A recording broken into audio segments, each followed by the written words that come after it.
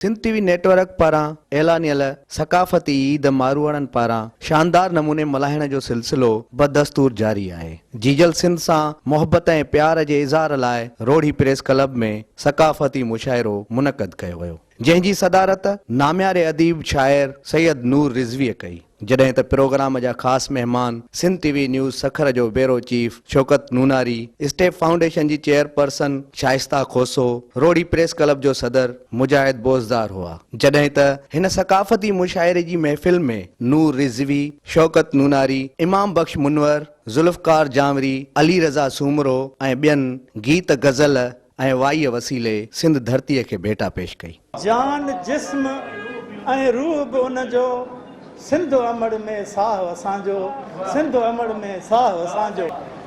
पढ़ी पवंदा जे ॿार सिंधड़ी जीजल मां। सखर ऐं रोड़ीअ जे फनकारनि सोहेल सरवर ऐं जावेद अबड़ो क़ौमी गीत ॻाए हिन सकाफ़ती ईद जे मौक़े ते पंहिंजी मातर भूमीअ खे भेटा पेश कंदे प्रोग्राम में मौजूद माण्हुनि खे झुमाए छॾियो।